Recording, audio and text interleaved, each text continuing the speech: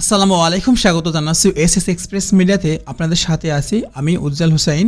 যারা জেনারেল ম্যাথে ভয় পাচ্ছেন তাদের জন্য আজকে আমি কিছু ধারণা কনসেপ্ট শেয়ার করব। বিভাগ সম্পর্কে সঠিক ধারণা না থাকা, সারা বছর বীজগণিত করা, উপপাদ্য মুখস্থ করা, জ্যামিতি বাদ দেওয়া এবং পরিস্থিতি বা পরিমিতি সবসময় কঠিন ভাবা বা একবারে বাদ দেওয়া, সৃজনশীল দেখে চিনতে না পারা এবং এমসিকিউ দ্রুত সমাধান করতে না পারা।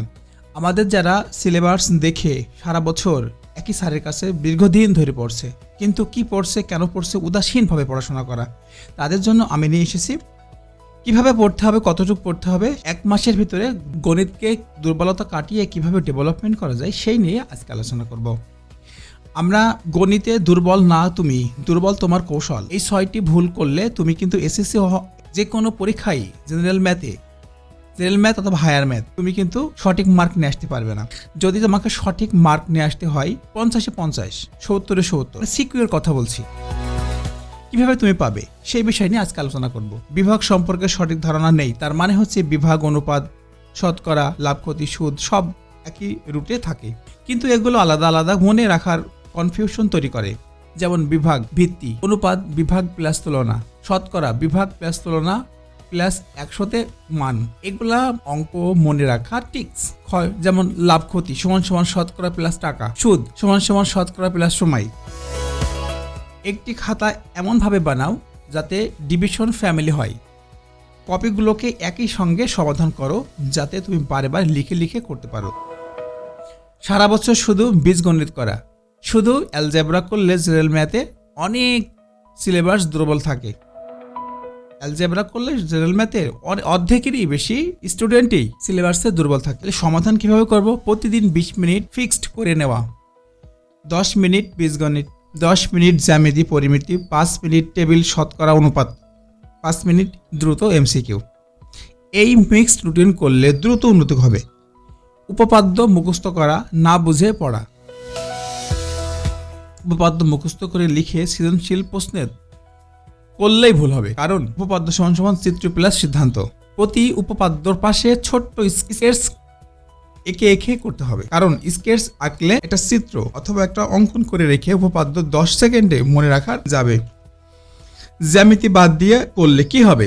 জ্যামিতি বাদ দেওয়ার মানে হচ্ছে সরাসরি 15 থেকে 20 নম্বর একবারে হারিয়ে যাওয়া। তার মানে তাকে সম্ভাবনা নেই 1-2 পাওয়ার, কারণ জ্যামিতি 2টা করতে হয়। জ্যামিতি একদম সহজ। জ্যামিতি অন্যান্য অঙ্ক তুলনায় জ্যামিতি খুবই সহজ। এখানে ভয় না পেয়ে এই জায়গাটা একটু সিরিয়াসলি করতে হবে। জ্যামিতির নিয়ম কিভাবে করতে হবে? 30% অঙ্ক বরাবর রিপিট হয়।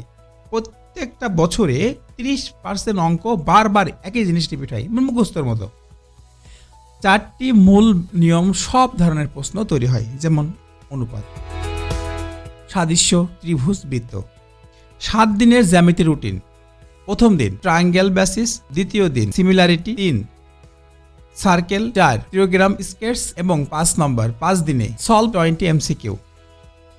20টি এমসিকিউ করতে হবে 5 দিনে। 6 দিনে 5টি ক্রিয়েটিভিটি সৃজনশীল করতে হবে। সপ্তম দিন ফুল চ্যাপ্টার টেক্সট।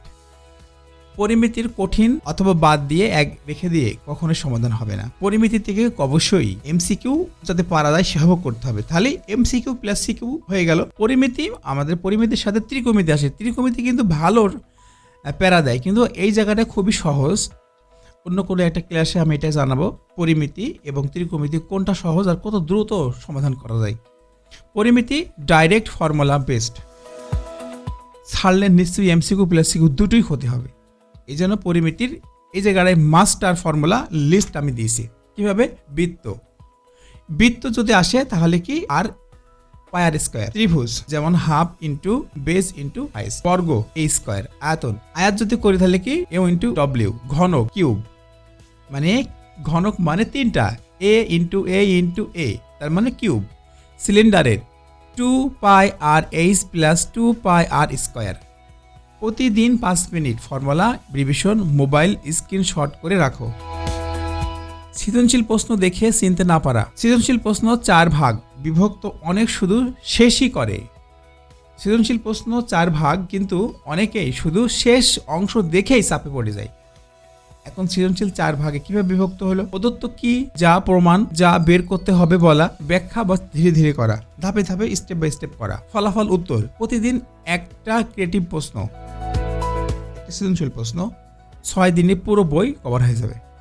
এমসিকিউ দ্রুত সমাধান করতে না পারা, তাহলে কিভাবে সমাধান করতে হবে? ধীরে গতিতে সমাধান করলে সহজ এমসিকিউ ভুল হবে না। কিভাবে ভুল হবে না? সমাধান কি? তাহলে এমসিকিউ স্পিড টেকনিক। সূত্র দেখে অপশন বাদ দাও, কেবল প্রয়োজনীয় অংশ হিসেব করো।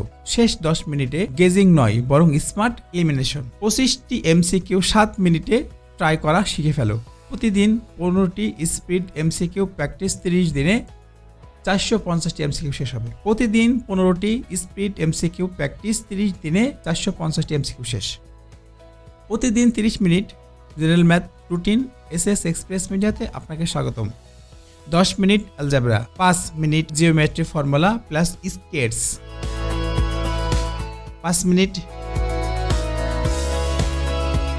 Area revision, 10 minute MCQ test.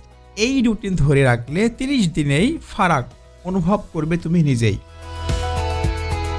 গণিত কঠিন নয়, তোমার প্র্যাকটিস লেভেল কম। তোমার ফোকাস ঠিক হলে 85 পাওয়া তোমার পরবর্তী পরিচয় হবে। শুধু আজ থেকে শুরু করো। আপনি সেলফ কনফিডেন্স কম, আমি পারবো না মানসিকতা, এই সমস্যার সমাধান কিভাবে করবে? অনেক ছাত্র ভাবে গণিত আমার দ্বারা হবে না, আমার ভয়। আসলে আপনার যে ভয় পুরো গণিত শেখার দরজাটা একবারে বন্ধ করে দেয়, চিরতরের জন্য বন্ধ করে দেয়। তাহলে যখন মাথায় থাকে আমি পারি না, তখন সহজ অঙ্ক কঠিন লাগে। নতুন অধ্যায় শুরু করতেই ভয় লাগে। পরীক্ষার প্রশ্ন দেখলেই মাথা ব্যাংক হয়ে একদম ব্ল্যাক হয়ে যায়। সমাধান কি? তাহলে কনফিডেন্স। এখানে কনফিডেন্সে সব। ছোট্ট 5টি অঙ্ক প্রতিদিন সঠিকভাবে সমাধান করো। সঠিক হলে নিজেকে বলো আমি পারি, আমি পেরেছি, আই ক্যান ডু ইট। প্রতি সপ্তাহে কঠিন 2টি অঙ্ক ট্রাই, ভুল হলেও সমস্যা নেই, কিন্তু process buildings confidence, not perfection.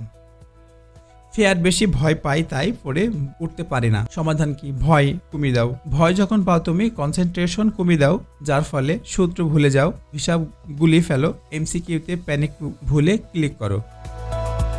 এখান থেকে ক্রিয়েটিভ প্রশ্ন শুরু করতেই মাথা কাজ করে না।